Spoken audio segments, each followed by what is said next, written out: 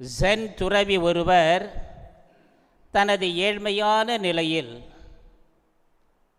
அநாத குழந்தைகளை எடுத்து வளர்த்து காப்பாற்றி வந்தார். இதனை அறிந்த ஒரு பணக்காரர், அதே மதத்தை சார்ந்தவர், அவருக்கு ஒரு பெரும் தொகையை கொடுக்க வேண்டும் என்று விரும்பினார்.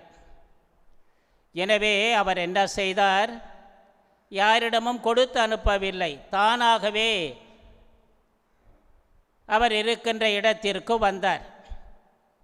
வந்தவர் அவரது சேவையை பாராட்டி பெரும் தொகையை அவருக்கு கொடுத்தார். அவரும் அதை பெற்றுக்கொண்டு நன்றி என்று ஒரு வார்த்தை கூட சொல்லவில்லை. ஆனால் அந்த பணக்காரர் அதை எதிர்பார்த்தார். நேரடியாக கேட்டும் விட்டார். எவ்வளவு பெரிய தொகையை கொடுத்திருக்கிற, ஒரு நன்றி என்று கூட சொல்லலையே நீங்கள் அப்படின்னு. அப்பொழுது அந்த துறவி சொன்னார், நான் எதற்கு உங்களுக்கு நன்றி சொல்லணும்?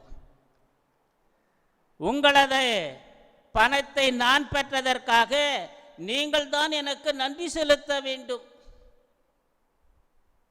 அப்படின்னு சொன்னாராம். எப்படி இருக்குது கதை?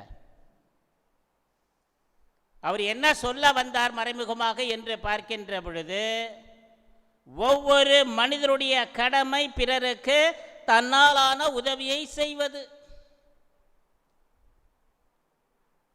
அதனுடைய விளைவாக எந்த ஒரு நன்றியும் நாம் எதிர்பார்க்க கூடாது என்பதனை அவர் மறைமுகமாக அந்த பணக்காரருக்கு எடுத்து சொன்னார். அன்புக்குரியவர்களே, பகவத்கீதை என்ன சொல்லுது? கடமையை செய், பலனை எதிர்பாராதே. இன்றைய நற்செய்தி வாசகத்தில் பார்க்குறோம். என்ன பார்க்குறோம்? கடைசி வரி என்ன முடியுது? கடைசி வரி என்ன முடியுது? எங்கள் கடமையைத்தான் செய்தோம், பயனற்ற ஊழியர்கள். அப்படின்னா என்ன அர்த்தம்?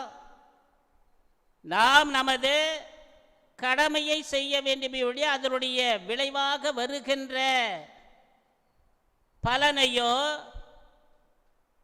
நன்றியையோ விளைவுகளையோ அதிக முக்கியத்துவம் கொடுக்கக்கூடாது. அதற்கு கடமையை செஞ்சுட்டே போகணுமே தவிர அதனுடைய விளைவுகள் அது பாட்டுக்கு வரும்.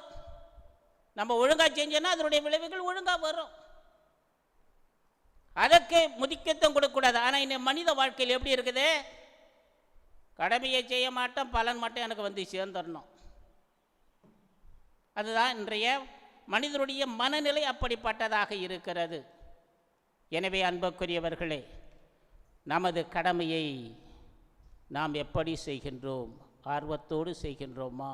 சிந்திப்போம், செயல்படுவோம். ஆமீன்.